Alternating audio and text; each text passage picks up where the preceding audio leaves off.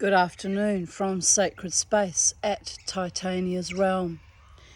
It's 12:36 p.m. on the 26th of September 2024, and I've had a lovely lunch and I'm still sipping on a reheated cup of tea, and I'm out in the garden so Charlie can have some birdie num num free time. Because I need to be around in case of carpet snakes now, which is a bit of a bummer, but never mind, it's beautiful out here. I fed some chicken skin from my cooked chicken to cooked rotisserie chicken to Kookaburra, who was very happy, and then he hung around and kind of observed Charlie and I for a while, and so I threw him some of my pasta salad, which I didn't actually think he would eat, but he ate quite happily, and so he's had a lovely old time, that Kookaburra and I, and he's flown away off to the wilds, being a wild bird, doing his thing, and Charlie's in her cage doing her thing, and I decided I would continue doing my thing, which is I want to read the second half of The People Could Fly. This is the original cover, but I bought it for my daughter, probably when she was very young.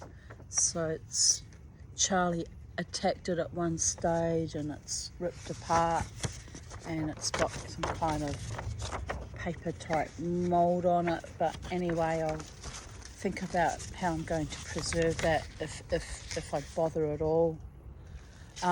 It was a nice cover. I like the picture of the people flying.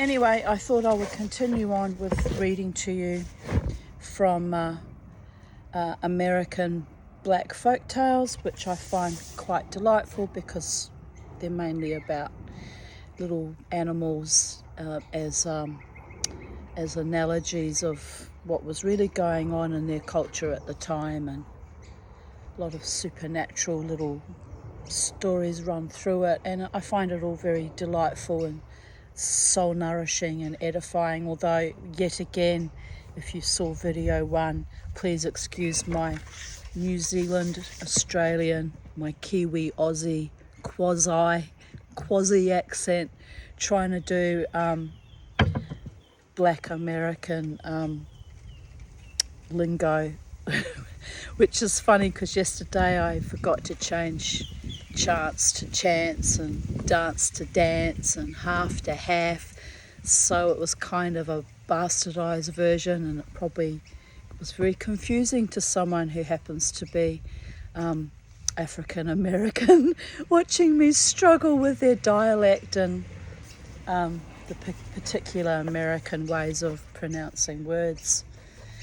So quite comical in a way, but I want to preserve the stories, even though I'm a short, fat, white hobbit woman, because I'm a shaman and a witch and a Jew, and I believe in all our folk tales and mythologies and stories being preserved, because storytelling is the backbone of most cultures amongst humans on earth, and it's very important to preserve our knowledge and our lore and our culture, even for those of us who come from different countries and have different coloured skins and different cultures.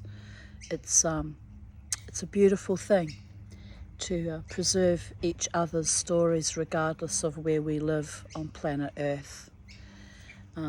Well, that's my worldview anyway. I like to be inclusive, so and I like to learn about other people's lifestyles and cultures and magic and mythology and spirituality too. That is my grand passion. So we carry on. My bra's even more on display than it was this morning. It's all coming into disarray, but never mind. It's hot and I don't care. Papa John's Tall Tale Papa John was an old-timer and we did what he told us. Jake was his son. And after he had his dinner, here we go, I'm trying my Americanisms on, Papa John told Jake to find a horse that was fastest. Jake went to the big house, asked for the horse that was fastest. House Jim says, "Take Mrs. Riding Horse. That one is the fastest." So Jake rode Mrs. Mare on back over to Papa John. He got there before he left too, and he says, "Papa, here's the fastest." "Who the mare belong to?" asked Papa John. "Belong to Mrs., Jake says. "How you know she is the fastest?" Papa John says. "I know she is fastest because I'm here before I'm gone," says Jake. And it was the truth. He had got back before he'd left. Any fool could see that.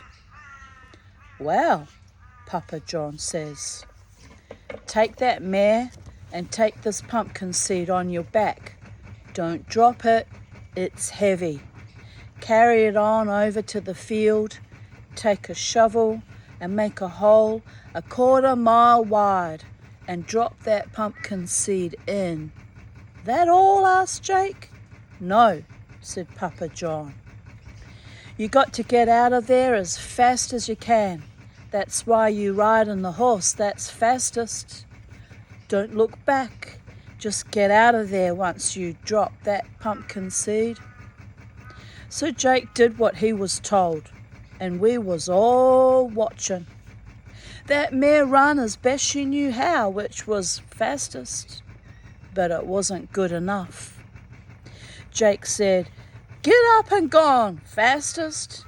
He looked back what he wasn't supposed to do, which slowed him down some, and saw the pumpkin seed was growing vines, and the vines was after that fastest mare. I'll get there one day, babies. The mare and Jake had to climb across the leaves to keep going. And then there were pumpkins, house high.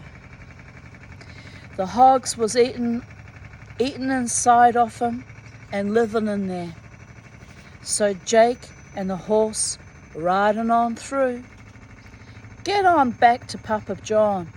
Real upset Jake was, and told him what happened. Papa John soothes him. That's all right. Nothing gon' get you next to me here," Papa John said. "There wasn't much of a pumpkin seed to begin with. You should have been around when I was a turnip grower." "You a turnip grower, Papa?" asked Jake. "Was one time," Papa said. "I ploughed me 2 acre. I got me a mountain of manure and spread it on thick. Then I put down the turnip seed."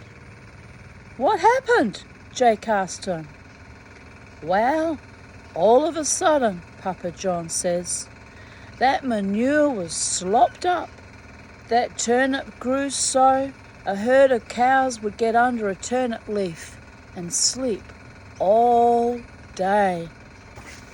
So I had to fence it, keep all out. Took me 6 months to fence around that turnip too.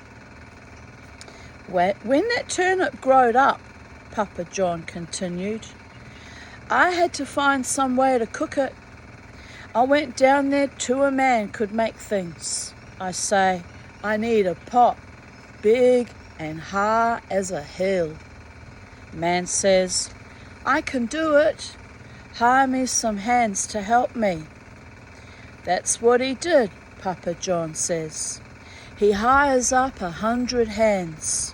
They dug up that hill for the clay. Then they was a moulding and casting that hill into a pot. When it was done, they had them a clay pot, hill high. Then the man could go Then the man could make things, got another wait a minute. Then the man could make things, got another 100 hands, because they forget to use commas, got another 100 hands to help roll that pot atop the turnip. Wasn't no use trying to get the turnip in the pot. So that's how we had to cook it, with the fire above the pot and the turnip under it. Take you long? Asked Jake. Well, it took about a year to get it boiled through, but it cooked up real fine, that turnip did, Papa John said. How long ago was that? Asked Jake. Before we turn the page, I'll show you the picture of Jake riding fastest and the pumpkins growing so fast and so enormous they outran the horse.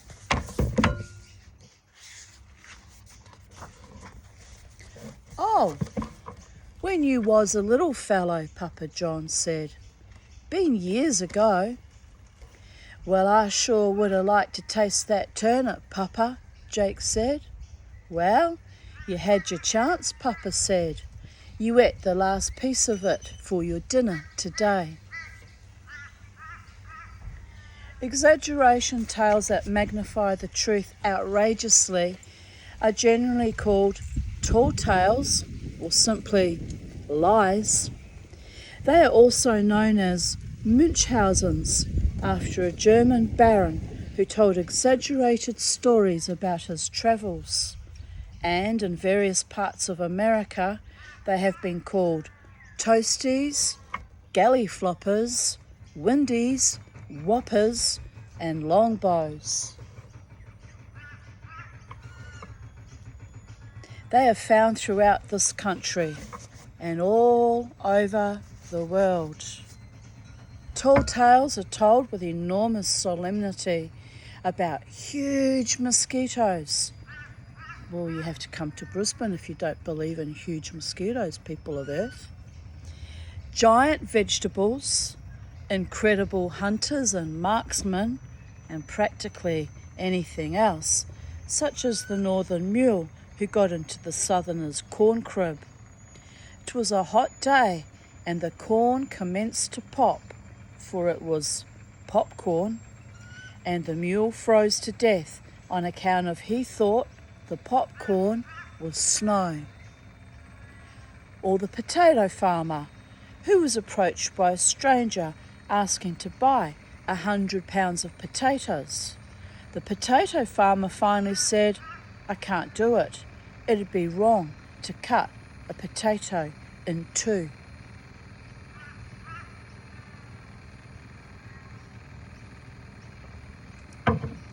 I don't quite get that one, but never mind. Moving on, people of Earth. I guess you had to be there. The two Johns. There were these two, Big John and Little John. They each had a wife. Little John had 2 horses that were fine horses. Little John had 1 horse that was sick. It wasn't any good at all. Big John said one day to Little John, if that horse of yours whinnies all night again, I will have to kill it. The horse did, and Big John did. He killed that horse of Little John's. Little John skinned the horse and cured the hide. Then he went away. He went walking far. He got cold and he went to a house for shelter. The woman came to the door, says, well, who are you? I'm Little John, he said. I'm cold. Can you let me come in? Woman says, no, because my husband is away. So she shuts the door on Little John. He has to stand there out in the cold. The husband comes home, finds Little John there, shivering in the cold. The wife comes. He says to his wife, says, "Why are you leaving this man outside in the cold?" "Well, you weren't here," she tells her husband. "I couldn't let him in." "Well, let him in now," says the husband. So the husband, with little John wrapped in the horsehide, walk inside. They sit down at the table to eat. Little John puts the horsehide under his feet. "I don't have nothing but tea," says the woman, "and it's gone cold." By the gods, I hate cold tea.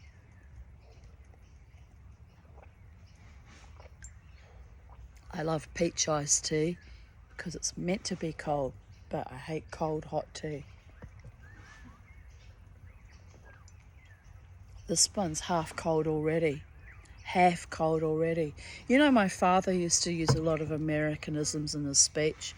He would say half and chance and dance, and he even collected silver dollar coins. He had a big collection of silver dollar coins up until I was about 4 or 5, but it got stolen. But anyway, he was very fascinated by America. And my mother also, although she was German, she originally had wanted to immigrate to America. They were fascinated by Westerns. I had to point out to them every single motherfucking day, you know, the cowboys ain't the good guys in this scenario. "Oh, shut up," they said. "Oh, shut up." And I went, no, I always aligned with the black folks and the Native American people. I have always aligned with the oppressed peoples. Always. Why is that? Because I myself am an oppressed person, or used to be, before I got hellishly angry and died too many times. Babies. I see I'm brewing a nice frickin' sunburn as well.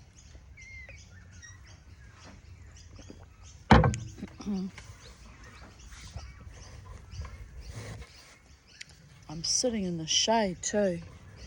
Maybe it's not enough shade. I've got to be careful because this honky grows skin cancers like giant running turnips and pumpkins, am I right? It's ugly as hell and life-threatening, but there is that.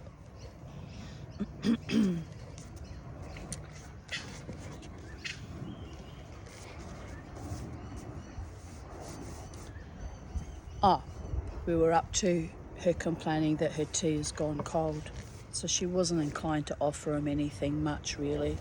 Type bitch. That's cruel, to take in a stranger out of the cold and then, you know, skimp on even offering them something to eat or drink. It's very poor hospitality and a great sin against the gods across all cultures and traditions, by the way. I'm sure we're about to find that out, maybe. Little John is working his feet on the hide. He is stamping the hide hard with his feet.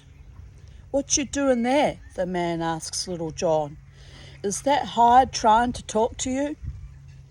Little John says, "Hide says, go to the sideboard. You'll find food." The man got up. He went to the sideboard there. He found food within. Plenty of food. "What else is your horsehide saying?" asked the man. Little John says, "Go back. There's wine in there." The man goes back to his sideboard and he finds the wine. "Oh, please, sell me your horsehide," the man begged. "Well, I'll sell it for 2 baskets of money," said Little John.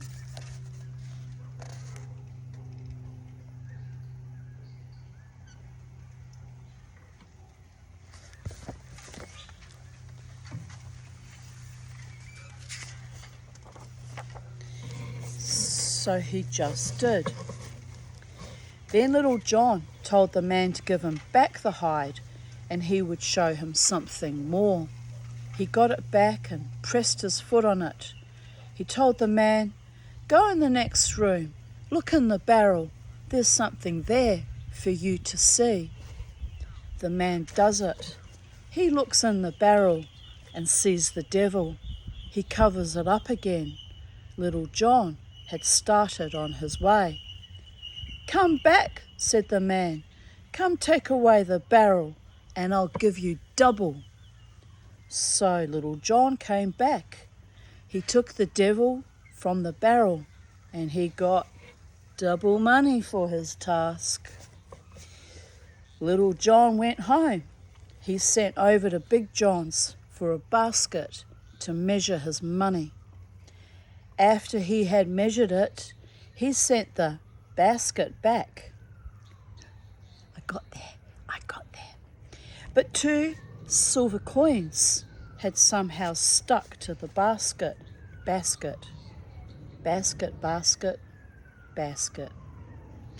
Big John saw them. Is it bastard or bastard? Depends on where you come from. But a bastard is still a bastard. If he's been a bastard, he's a bastard wherever he be on planet Earth, people of Earth. We won't mention the interdimensional entities because of them. I have very little knowledge, just saying. Shh, just keeping them all a little bit asti, you understand.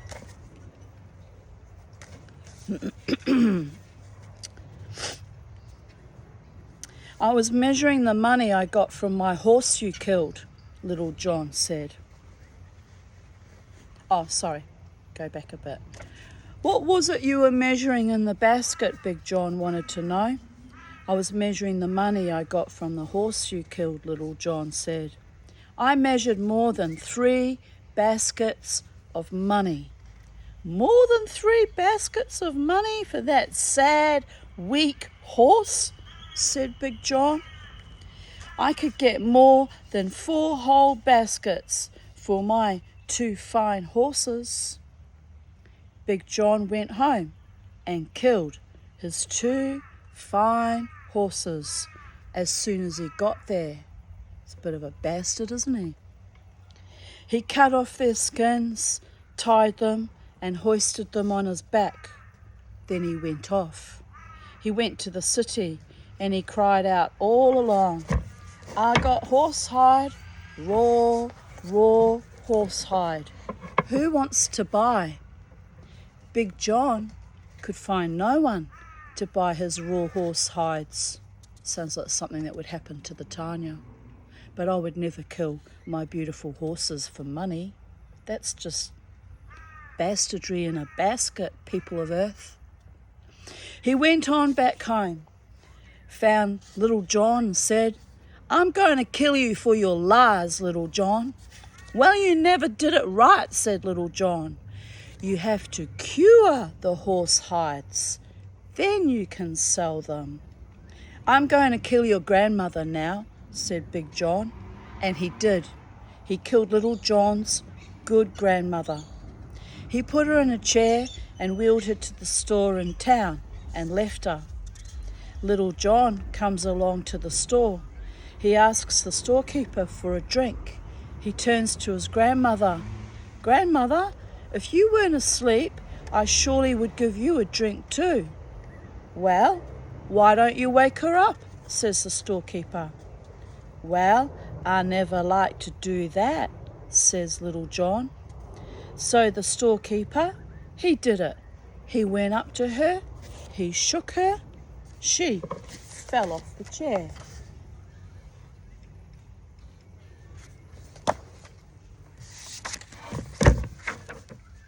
"What have you done?" said Little John. "You've killed my grandmother." "Oh, don't tell, said the storekeeper. "I'll give you some money if you don't tell anyone." So the storekeeper paid to bury Little John's grandmother, and he gave Little John 2 baskets of money. Little John, he went home, asked to borrow Big John's basket to measure. Little John still didn't have his own basket, but there were 2 pieces of money slipped in the sides when he returned the basket to Big John. "Where did you get some more money?" Big John asked Little John. "I sold my grandmother for 2 baskets of money," Little John told him. "See how it is? Every bad thing you do to me, turns out good. You killed my horse, and it turned out good. You killed my grandmother, and it turned out good again. Big John went on home. He thought about killing his own grandmother. He planned it out. My grandmother is much fatter and bigger than Little John's.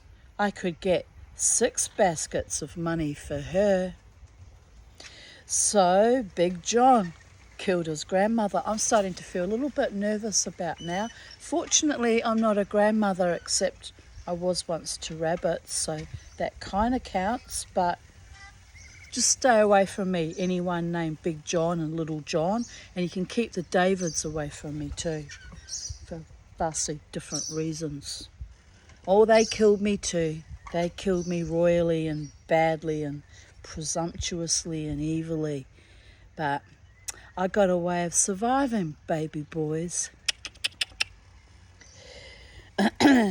So Big John killed his grandmother.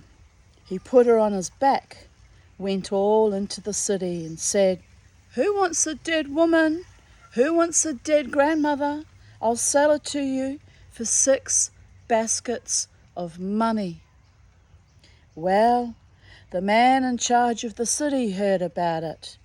They was after Big John now, so they are all chasing him all around. He dropped the body and he ran back home. Big John went over to Little John's house, said, "You made me kill my grandmother, Little John, and I got not 1 basket of money for her. Now I will have to kill you." Big John got Little John into a sack. Wasn't hard. Big John was big and strong, and Little John was so little. Oh, we're going to get rain. I can feel the shift in the atmosphere.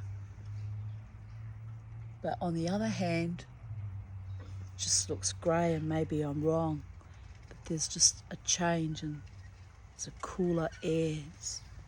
It's rain's coming. Maybe not till tonight though, but rain is coming.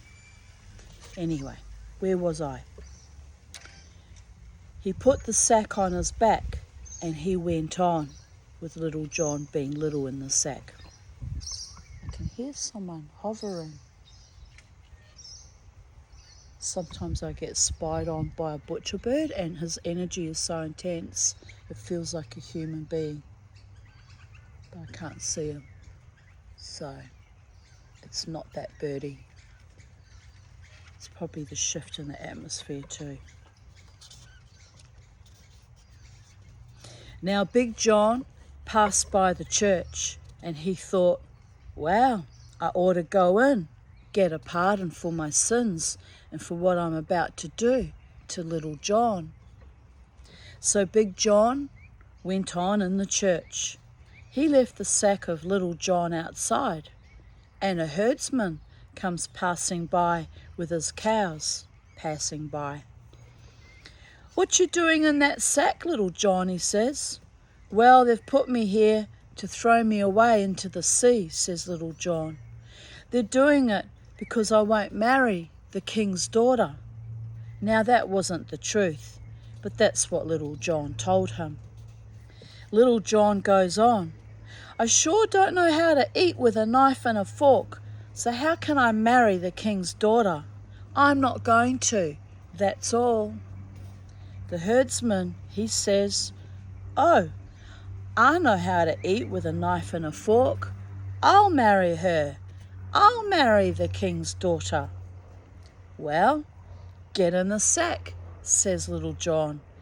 And the herdsman, like a fool, gets in while Little John gets out.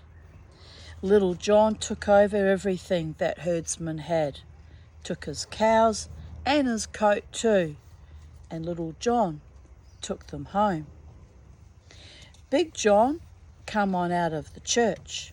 He picked up the sack, found it wasn't so heavy, said, "The sack is lighter because I've been pardoned of my sins. Big John went out there to the water. He found his boat and he loaded the sack in. He went out to sea and dumped the sack. Big John come back and went home. He saw Little John passing along with his cows, wearing a new coat. "See, that's how it is," Little John told him. "Everything bad you do to me turns around and comes back good. You killed my horse, it turned to good. You killed my grandmother, that turned out good too. You put me in a sack and threw me away into the sea. It was way below the water that I found these many cows and this coat." "Well, I was so wrong," Big John said. "So put me in a sack and throw me into the sea. Throw me as far and as deep as you can so I can get more coats and more cows." So Little John put Big John in a sack and took him away out on the sea. Each time Little John stopped to throw the sack of Big John into the water, Big John would say, "No, go farther, Little John, go farther."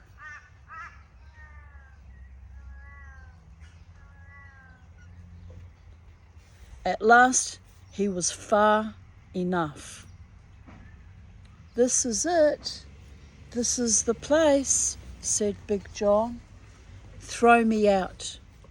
So Little John threw Big John way out, deep in the sea. And then Little John rowed back to shore. He got out, took up the empty sack, and went home. He had a good life, and it was peaceful.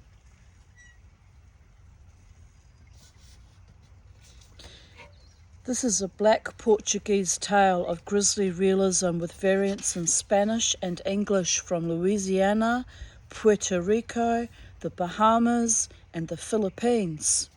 It is at once a comic and an outrageously gruesome tale, and it is cousin to the Foolish John and Wise John tales, Jean Sauté and Jean Esprit from Louisiana, where the little man is smart and the big man foolish.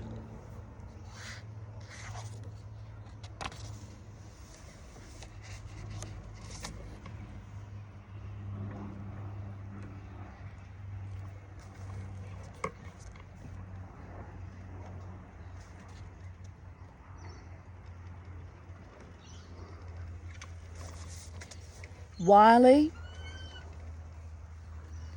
might just check on Charlie. "Charlie, where are you? Charlie!"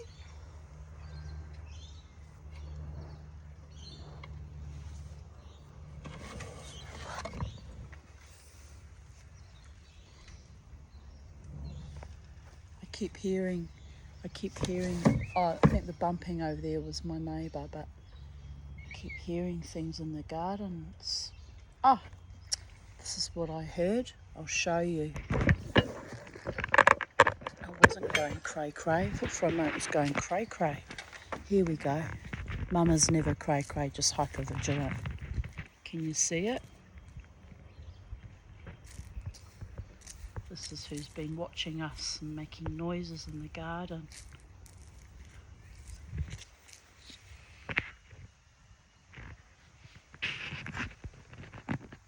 Can you see it? Hang on, we'll get a bit closer. Oh, there he goes. He's a beautiful boy.